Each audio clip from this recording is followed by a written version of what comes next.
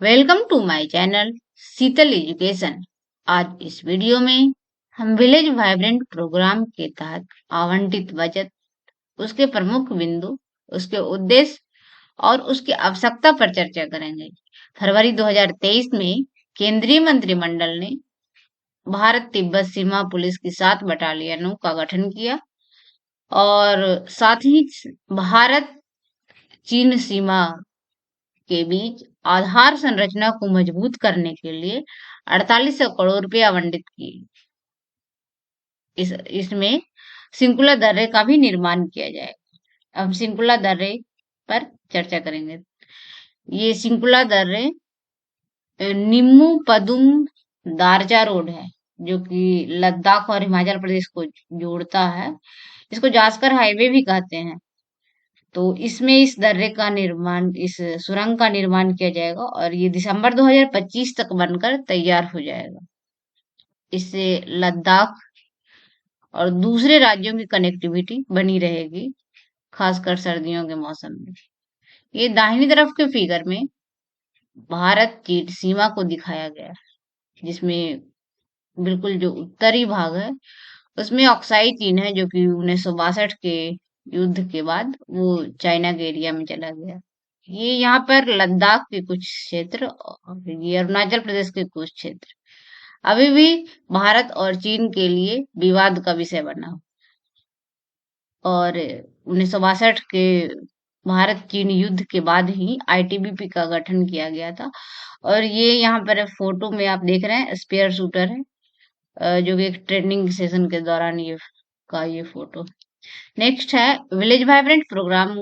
इसकी घोषणा 2022 के बजट में किया गया था और ये 4 वर्षों के लिए है। जैसे इसका जो लोकेशन है फाइनेंशियल 2022-23 से 2025 से 26 के लिए है, 4 वर्ष के लिए। और इसका लक्ष्य भी वही है कि चीन के सीमा के गांवों को विकसित करना और उसके निवासियों के जीवन स्तर को ऊपर उठाना, ताकि पलायन की समस्या को रोका जा सके। इसमें 4 राज्य हैं, हिमाचल प्रदेश, उत्तराखंड, अरुणाचल प्रदेश, सिक्किम और लद्दाख। इसमें लद्दाख है जो केंद्र शासित प्रदेश। इन राज्यों के उन गांवों को विकसित किया जाएगा जिसकी सीमा चीन से लगती है, जिसमें 2963 गांव हैं और जिसमें पहले चरण में 663 गांव को में ये आधार संरचना पे काम किया जाएगा। और नेक्स्ट जो पॉइंट है कि ग्राम पंचायतों की सहायता से जिला प्रशासन द्वारा वाइब्रेंट विलेज एक्शन प्लान बनाए जाएंगे। और साथ ही ये भी कहा जा रहा है कि जो सरकार की दूसरी योजनाएं हैं जो कि सीमा विकास के लिए काम करे, जैसे बीआरओ है, तो वो और ये ओवरलैप एक नहीं होगा, ये दोनों अलग अलग है। नेक्स्ट है कि इसका उद्देश्य क्या क्या है। तो इसमें और जो वास्तविक नियंत्रण रेखा है भारत और चीन के बीच, उस पर एक सुरक्षा ग्रिड को मजबूत करना है। फिर जो आईटीबीपी, जो हमारी सेना है, उसके कर्मी आराम कर सकें, स्वस्थ उनके होने, उनके प्रशिक्षण के लिए वो अवसर प्रदान करेगा। और उसके अलावा ये भी ध्यान रखा गया है कि बटालियन के गठन का निर्णय लेते समय कुशल सीमा निगरानी और बटालियन दोनों की आवश्यकता को ध्यान में रखा गया है। और पीपुल लिबरेशन आर्मी के सैनिक अभी भी देपसांग के मैदानों और डोमचक से डटे हुए हैं तथा चीन एलएसी के पास अपनी बुनियादी ढांचे को अपग्रेड कर रहा।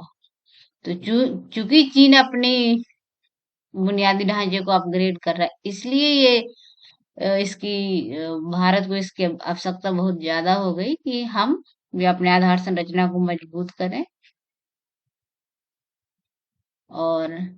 और इसके क्या उद्देश्य हैं कि उस सीमा भर्ती गांव है उसके स्थानीय प्रकृति और जितने संसाधन है सब उसको पहचान करें, वहाँ टूरिस्ट का पर्यटन को वहाँ बढ़ावा दे, वहाँ की जो विरासत, पारंपरिक ज्ञान कौशल जो भी चीजें है उसको संरक्षित करें। अगर सरकार संरक्षित नहीं करेगी तो पलायन होने के कारण वहाँ का कल्चर, हर चीज खत्म हो जाएगा। सामाजिक उद्यमिता को बढ़ावा और कौशल विकास उद्यमिता के माध्यम से, इसके माध्यम से क्या होगा कि यूथ और महिला दोनों को सशक्तिकरण कर हब एंड स्पोक मॉडल के आधार पर विकास किया जाएगा। यहाँ यहाँ पे देखिए एक हब एंड स्पोक मॉडल को हमने दिखाने का प्रयास किया है, जिसमें हब का मतलब होता है केंद्र, केंद्र का विकास सबसे ज्यादा, और उसके जो स्पोक है उस वो सब है जो कम विकसित क्षेत्र है, उन सबको विकसित वाले से जोड़ना, ये यही मॉडल है। और जो केंद्र सरकार की एक योजना है, एक गांव एक उत्पाद, तो उसको भी यहाँ पे इन गांवों में सरकारी समिति और कई तरह के एनजीओ के माध्यम से उस अवधारणा को भी संरक्षित किया जाएगा, ताकि उनके जो भी खेती करने के तरीकों वो संरक्षित हो सके। अब सवाल है कि आखिर सरकार को क्या जरूरत पड़ी कि 4800 करोड़ रुपए उसने आवंटित किया, तो उसका जवाब हम यहाँ पे हमें मिलेगा। और ये आप यहाँ पे भी बॉर्डर देख सकते हैं, डिस्प्यूटेड एरिया इसमें है। और ये है एक साउथ एशियन वॉइस, इसकी ये एक ऑनलाइन पॉलिसी मेकर प्लेटफॉर्म है, जो कि एक स्ट्रेटजी प्रदान करता है कि जैसे ये इससे भारत सरकार को भी ये क्लू मिल रहा है, ये जानकारी मिल रही है क्या क्या समस्याएं हैं और उसको हम कैसे ठीक करते हैं। तो हमें स्ट्रेटजी बनाने में, सब देशों को स्ट्रेटजी बनाने में ये सहायता करता है, साउथ एशियन वॉइस। तो उसका एक आर्टिकल है, assessing the human impact on the India China border dispute. इसमें इसने लिखा है कि the conflict and the lack of development in border village has forced many flew on the town of Leh। तो इस जो सरकार की जो डेवलपमेंट है, मतलब सरकार वहां पे विकास नहीं कर रही है, उसका क्या परिणाम हो रहा है कि लद्दाख में एक लेह शहर है, लोग लेह की तरफ पलायन कर रहे हैं। तो इसलिए सरकार को चाहिए कि एक ऐसी समावेशी लद्दाख पॉलिसी बनाए ताकि वहां से माइग्रेशन रुक सके। ये इस मैगजीन का कहना है। और दूसरा है जो चाइना की एक पुशबैक पॉलिसी है, जिसके तहत वो हर साल अपने इंफ्रास्ट्रक्चर को inch by inch, China has consistently making it's territory in Ladakh inch by inch developing infrastructure. तो अपने थोड़े थोड़े सड़क को लद्दाख की ओर बढ़ा रहा है, ताकि वो इधर लद्दाख की जमीन को अपने अधिग्रहण में ले सके।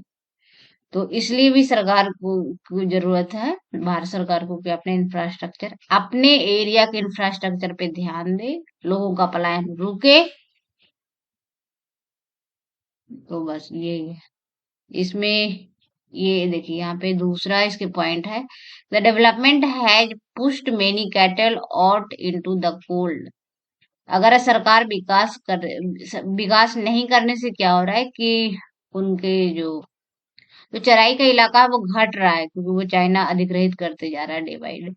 तो चराई का इलाका घटने से हर साल सर्दी में 85 न्यू बॉर्न पश्मीना भेड़ है उसके मर जा रहे हैं। तो इस कारण उस वहां की जो जनजातियां हैं नोमैडिक, वो सरवाइव नहीं कर पाएगी। तो अगर विकास करेगी सरकार, अपने लेवल पे विकास करेगी, उनके जो भीड़े हैं उसके चराई की व्यवस्था की जाएगी, तभी तो वहां के आदिवासी, वहां की जो जनजाति है वो वहां पे सरवाइव करेंगे। और क्या है, ये देखिए यहाँ पे चांगपा समुदाय की कुछ यहाँ पे महिलाएं हैं जो कुछ अपना कुछ बना रही है। This development has pushed many cattle out into cold और ट्रेडिशनल ग्रेजिंग लैंड, ये भी वही बात है। और दूसरा है कि जो Changpa, interest of Changpa are not protected मास। तो अगर सरकार ये सारा कुछ कर रही है, जैसे 4800 करोड़ का बजट वहां पे एलोकेट किया, वहां पे हर चीज अगर सही हो जाती है, तो जो चांगपा का पलायन हो रहा है वो रुक जाएगा। और ये और भारत के लिए हमारी जो सेना है आईटीबीपी, इंडो तिब्बतियन पुलिस, उसके लिए और चांगपा समुदाय, सबके लिए अच्छा हो जाएगा। तो बस यही है। अगर आपको मेरा लेक्चर पसंद आया तो please like and subscribe my channel. Thank you for listening my lecture.